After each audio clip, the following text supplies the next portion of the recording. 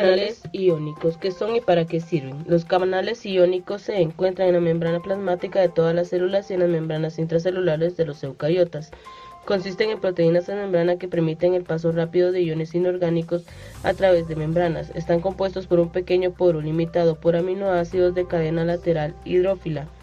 Los canales iónicos poseen una permeabilidad selectiva. Esto quiere decir que la mayoría permite el paso de una sola especie iónica. Por ejemplo, los canales de potasio solo permiten el paso de potasio. Es por ello que son necesarios varios tipos de canales para el transporte de iones diferentes. Algunas células de nuestro organismo son excitables, lo cual quiere decir que tienen la capacidad de identificar una señal, convertirla en una señal eléctrica para luego transmitirla. Estas células excitables poseen funciones de gran importancia como la conducción nerviosa, contracción muscular, secreción hormonal, procesos sensoriales, el aprendizaje y la memoria. La excitabilidad de las células depende de los canales iónicos, que son transductores de señal que proporcionan una vía regulada para el movimiento de iones sodio, potasio, calcio y cloro a través de la membrana plasmática. El potencial de membrana. Un potencial de membrana se refiere a la diferencia eléctrica que existe entre el interior y el exterior de una célula. Cuando una célula está en reposo, la célula está polarizada, lo cual quiere decir que en parte intracelular posee una carga negativa y en la extracelular posee una carga positiva. Entonces podemos decir que el estado neutro de la célula se le denomina potencial en reposo, lo cual quiere decir que existe una gran cantidad de sodio extracelularmente e intracelularmente una gran cantidad de potasio. Para una célula animal típica, el potencial de membrana es de menos 50 a menos 70, siendo negativo el interior, debido a que los canales iónicos permiten el paso de aniones y cationes, pero no de los dos. El flujo de iones que se da a través de un canal provoca una redistribución de carga a ambos lados de la membrana, tanto intra como extracelularmente. La entrada de un ion cargado positivamente como el sodio despolariza la membrana y acerca el potencial de membrana a cero. De forma inversa, la salida de potasio hiperpolariza la membrana y el potencial de membrana se vuelve más negativo. Canales activados por voltaje. Existen dos tipos de canales iónicos: los canales iónicos regulados por voltaje y los canales iónicos regulados por ligando. Hablaremos acerca de los canales iónicos regulados por voltaje. Estos se dan por potenciales o impulsos eléctricos que nos ayudan a la señalización entre células, que pueden ser de miocitos a neuronas o de neuronas a neuronas. Estas últimas nos ayudan a transportar los impulsos eléctricos desde el cuerpo celular hasta el axón. Gracias a esto se desencadena la liberación de neurotransmisores. Durante la sinapsis, los neurotransmisores son los encargados de transportar la señal a las siguientes células. Existen tres tipos de canales iónicos de entrada regulada por voltaje: los canales de sodio, los canales de potasio y los canales de calcio. En el siguiente esquema, a lo largo de la acción de la neurona hay canales de sodio y potasio. Los canales de sodio se encuentran cerrados cuando la membrana se encuentra en reposo hasta el momento en que se da la despolarización, en respuesta de algún neurotransmisor como la acetilcolina, que abre los canales. Luego de la despolarización, los canales de potasio se abren y sale potasio, dándose la repolarización de la membrana. Esto se da a lo largo del axón hasta llegar a los canales de calcio, que se abren y ocurre una elevación de la concentración de calcio citosólico que provoca la liberación de la acetilcolina por exocitosis hacia la cavidad sináptica, llegando al cuerpo celular de la neurona postsináptica, en donde la acetilcolina difunde y provoca la despolarización de las células receptoras, generando un nuevo mecanismo de liberación.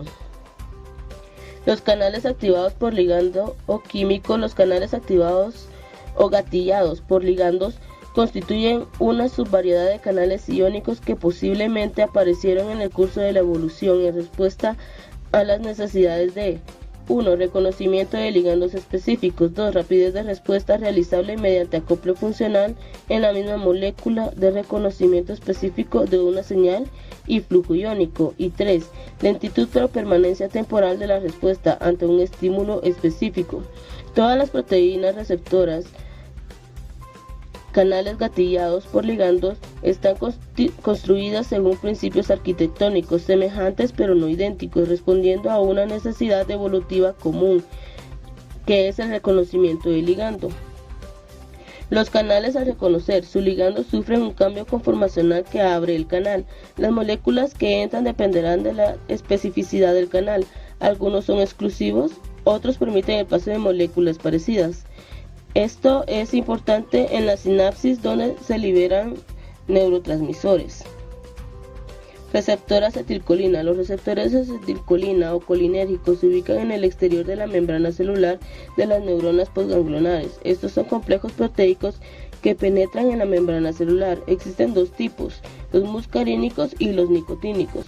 Los receptores muscarínicos están asociados a proteína G, conformados por 7 segmentos alfa helicoidales transmembrana con el extremo amino terminal hacia el dominio extracelular y el carboxilo terminal hacia el citoplasma. El receptor de acetilcolina